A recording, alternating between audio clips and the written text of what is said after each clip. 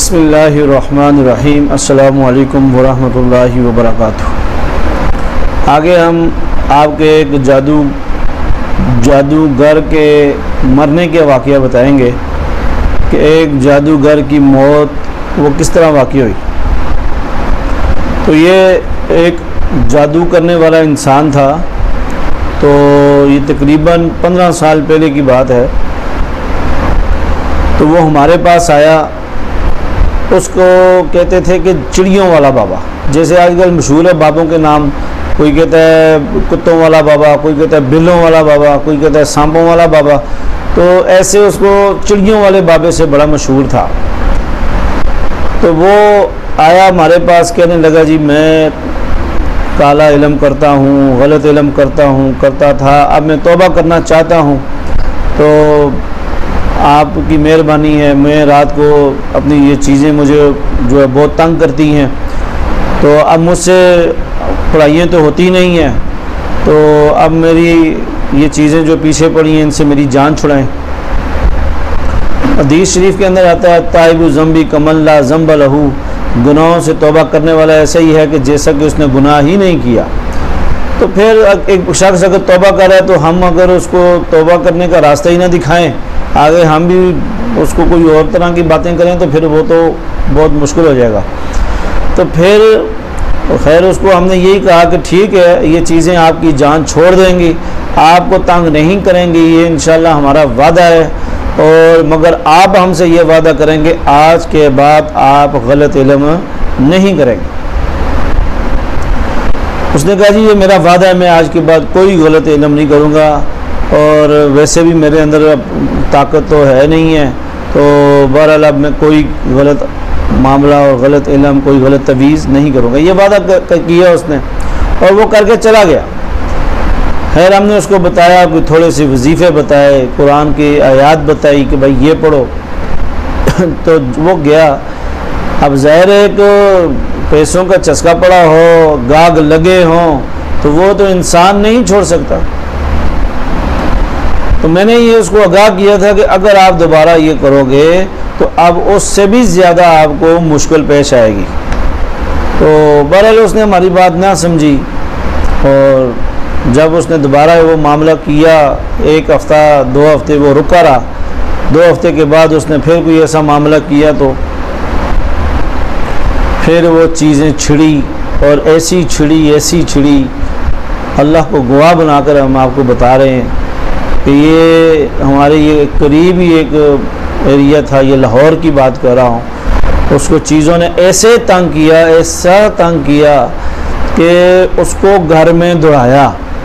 اور ساتھ والے گھر والے حضرات یہ بتاتے ہیں کہ اندر سے اس بابے کی آواز آتی تھی، وہ اکیلا رہتا تھا، اور کیونکہ اس طرح کے بابے وہ تقریباً ان کے آگے پیچھے تو ہوتا ہی کوئی نہیں ہے، تو بہت آوازیں آتی تھی، تو وہ دوڑا اور سیڑھیوں سے گر گیا، پتہ نہیں کیسے کیا معاملہ ہوا، تو وہ سیڑھیوں سے ایسا گرا کہ وہ وہاں ہی پڑا رہا، اور وہاں اس کی سر پہ چوٹ لگی، تو وہ وہاں پہ ہی مر گیا، تو اس کی وہیں وفات ہو گئی۔ تو وہ اکیلا رہتا تھا، تو اب کوئی اگر باہر آتا، دروازہ کھڑکاتا تو کوئی دستک دیتا، کھولتا ہی کوئی نہیں تھا، تو وہ واپس چلے جاتے تھے۔ تو 1-2 دن گزرے تو وہ کچھ ساتھ محلے کا جو ساتھ گھر تھا انہوں نے بھی سوچا کہ بھائی یہ اکثر لوگ آتے ہیں واپس چلے جاتے ہیں، تو اس کی کیا بات۔ اب 2 دن ہو گئے ہیں اس بات۔ اب جب 1-2 بندوں کو اور کو اکٹھا کیا تو یہ بات کی کہ بھائی اب کیا کیا جائے، تو اب ظاہر دروازہ توڑنا پڑے گا۔ تو پھر انہوں نے یہی کہا کہ اب مجبوری ہے، دیکھتے ہیں توڑ کے کیا ہے کیا نہیں، اندر کوئی ہے یا نہیں ہے۔ تو بہرحال وہ جب دروازہ توڑا گیا تو وہ ایک جگہ پر مرا ہوا پڑا تھا۔ تو یہ حالت ہوتی ہے غلط علم کرنے والوں کی۔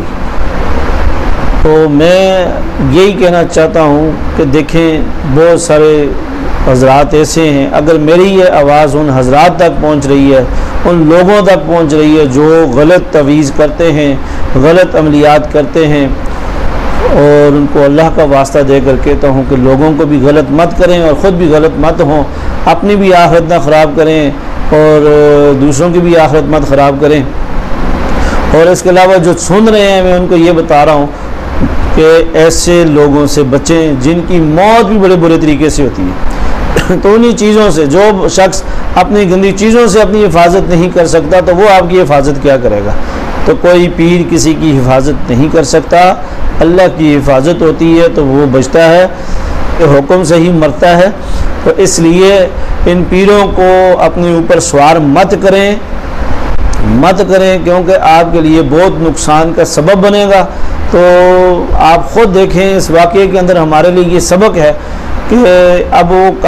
اس کی موت کیسے واقع ہوئی، تو وہ اس کی موت ہی ایسے غلط طریقے سے اگر واقع ہوئی ہے تو آپ بتائیں وہ لوگوں کو کیسے صحیح راستہ دکھائے گا؟ وہ لوگوں کو کیا صحیح کر سکے گا یا کیا صحیح طریقے سے